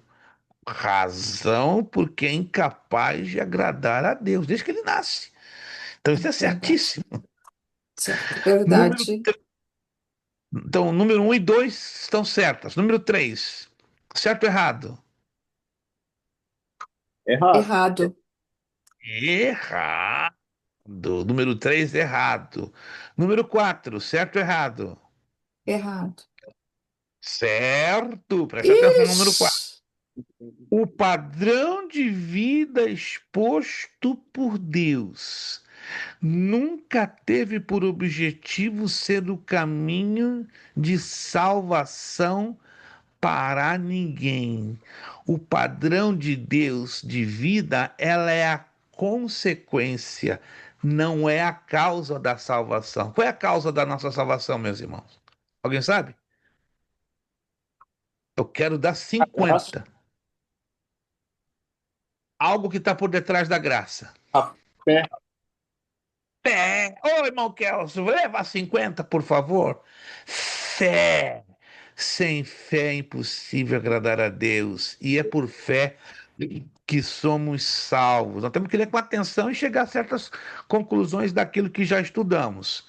Então, recapitulando: 1 e 2 certo, 3 errado, 4 certo, 5 certo, errado.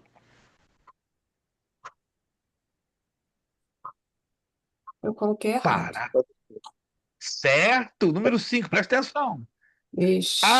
Bíblia afirma claramente que o homem dará conta a Deus unicamente das suas próprias culpas. Tá certo. Da É, culpa do irmão? Do terceiro? Não, é dele próprio, unicamente dele. sim, Eu não vou dar. óbvio, é óbvio. O problema está no unicamente, que aí confunde. Uhum. Esse é o objetivo de confundir. E levar você a pensar. Então, número 5, certo. Número 6, já vou falar a frase para você mentalizá-la. Sem ressurreição, a cruz teria feito de Cristo o maior mártir do mundo. Certo ou errado? Certo. Certo. Ai de nós se Jesus não ressuscitasse, ele seria um mártir. Então, número 6, certo. 7. Disse Paulo que seu velho eu morreu mediante a identificação com o Salvador crucificado e sua comunhão com o Salvador vivo garantiu-lhe vida nova. Número 7, certo ou errado? Certo. Certíssimo. Número 8. A ressurreição é a prova de que Cristo vive para levar os que nele creem da morte espiritual para a vida espiritual. Número 8. Certo ou errado? Certo. Certíssimo. Número 9. A Bíblia promete aos salvos em Cristo a possibilidade de escaparem da morte física. Certo ou errado? Errado. Errado. Porque ao homem destinado a morrer uma só vez e depois do juízo. Hebreus 9, 27. Então, número 9, errado. 10. A ressurreição de Cristo é garantia da vitória sobre a morte. Certo ou errado? Certo. Certíssimo, certíssimo. 10, certo. 11. A morte física é a separação entre o espírito do homem e Deus. Certo. Não. Errado. É o pecado, né? Deus. Errado. A morte física é a separação do homem da sua própria alma, do seu corpo da sua alma. Isso tem que ser avaliado com muito cuidado. Então, 11, errado. 12. Se ao morrer o homem estiver espiritualmente vivo em Cristo, permanecerá em comunhão com Deus para sempre. 12. Certo ou errado? Certo. Certíssimo. 13. Ninguém terá comunhão com Deus apenas porque guarda perfeitamente a lei. Certo ou errado? Certo. Certo. Certo. Nós não somos salvos pela lei. Então, 12 está certíssimo. 14. Deus não poderia simplesmente declarar inocente o pecador que fosse a ele, nem poderia alterar sua própria lei. Importava que ele fosse justo e o justificador simultaneamente. Certo ou errado? Muita atenção aqui, gente. Certo ou errado na 14? Eu coloquei certo. Certíssimo, certíssimo. 14, certo. 15. Deus teve muita luta consigo mesmo entre abandonar a humanidade e quebrar a lei. Certo ou errado? Eu botei errado. Errado? Que luta Deus teve aqui? Nenhum. Nenhuma. Então, a 15 está errada. 16. Deus não podia quebrar sua própria lei para nos salvar, mas livrou-nos da morte, pagando pessoalmente a nossa dívida por meio de seu Filho Jesus Cristo. 16. Certo ou errado? Certo. Certíssimo. 17. A justificação nos é outorgada mediante a nossa fé em Jesus Cristo. Certo ou errado? Certo. Certo. Certo. E a última, 18. Não somos inocentes quanto aos nossos pecados cometidos, porém Deus não nos julgará mais por eles, uma vez que foram pagos por Cristo. Certo ou errado? Certo. Certo. Recapitulando, quem se perdeu no caminho, para terminar. 1 e 2, correto, certo. 3, errado. 4, 5, 6, 7, 8 certas. 9, errado. 10 certo, 11 errado, 12, 13 e 14 certas, 15 errada, 16, 17 e 18 certas. Conferido? Maravilha! Estude os 3 blocos, daí vamos tirar 10, somente 10 questões misturadas, um pouquinho de cada um dos 3 blocos, e aí vai aparecer na provinha do dia 26. Então, próxima aula, dia 19, vamos fechar, né, sobre a predestinação, né, baseada só nos slides. Vou repostar os slides para quem os perdeu. Perfeito? E dia 26, 8h30, a nossa prova, quem puder fazer a primeira chamada. Quem não puder, vamos ter que remarcar uma segunda chamada, quem sabe, para terça-feira seguinte, e já na próxima terça eu já vou anunciar a nossa nova matéria. Deus falou alguma coisa entre nós nesta noite pela sua palavra ou não? Se não falou, o negócio está feio. Está pior do que eu imaginava. Mas se falou, graças a Deus, que o Espírito Santo, mais uma vez, pela sua bondade e misericórdia, se fez presente. 10h11, passamos um pouquinho do horário. Obrigado, Sebastião Gabriel, Victor Miranda, Kelson, nossa irmã Deli Alecrim, né? Ela entrou, o cheiro do alecrim encheu a casa, né? Eu nem fiquei, nem falei nada, o alecrim tá forte. Obrigado, pastor Francisco. O senhor não é uma bênção, não, pastor, o senhor é um benção. Quando o senhor não aparece na telinha, eu entendo as suas circunstâncias, eu fico com a minha alma triste, mas quando o senhor aparece, eu rio à toa. E vamos rir juntos, né? Nos alegrar nesse final de mês, se Deus quiser. Alisson, parabéns mais uma vez pela vitória da isenção da prova. Deus abençoe nosso Ailson Wallison, também Deus abençoe a nossa irmã Célia, Ricardo, Deus abençoe, Jonathan, Gleice Cake, não, ela já foi promovida, já é outro nível.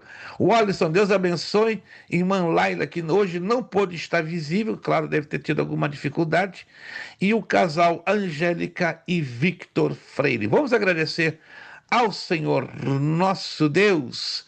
Vamos pedir pastor Francisco abrindo o seu áudio, orando e agradecendo a Deus, dando por finalizada a aula de hoje. De agora a uma hora já estaremos postando o vídeo desta classe, desta aula, para você ficar bem à vontade, querendo reassisti-la. Muito obrigado, Deus os abençoe poderosamente, estaremos juntos próxima terça-feira, 19 de agosto, com a nossa última aula de soteriologia, e permitindo Deus, dia 26, 8h30 da noite, nossa provinha de soteriologia. Pastor Francisco Filho, orando e despedindo-nos. Amém. Pai querido eterno, Senhor, nós queremos tão somente agradecer-te pelo dia de bênção, de paz que o Senhor tem nos proporcionado, pela oportunidade de estarmos, Senhor, juntos, ó Deus, neste momento em que estivemos estudando e aprendendo mais da tua palavra. Pedimos ao Senhor que o Senhor nos abençoe, meu Deus, a cada um de nós. Pastor Luiz, que o Senhor o enche de graça, de misericórdia sobre a vida dele, que o Senhor restaure a sua saúde, Pai querido e eterno. Meu Deus, em nome de Jesus, que o Senhor abençoe grandemente, ó Deus, toda a sua família. Aos demais irmãos, eu peço ao Senhor que o Senhor, ó Deus, nos dê uma noite de bênção e de um sono reparador. Pai querido eterno, nos livre e nos guarde de todo mal. Senhor, em nome de Jesus, nós oramos e desde já te agradecemos. Amém. Amém. Nosso lema para fechar tudo: seriedade. Seriedade. Compromisso. Compromisso. Disciplina. Piedade. Compromisso. Disciplina. Seriedade. Compromisso. Disciplina. É necessário que ele cresça e eu diminua. É necessário que ele cresça e eu diminua. É necessário que ele cresça e eu diminua. Já Deus Damos o quê? A honra, a glória e o poder. Amém. Jogo no coração de vocês. Ótimo final de terça-feira. Abençoadíssima semana. Amém. Beijo. Boa noite, Pai do Senhor, irmãos. Amém. A paz. Boa noite a todos. Boa noite. Senhor te abençoe.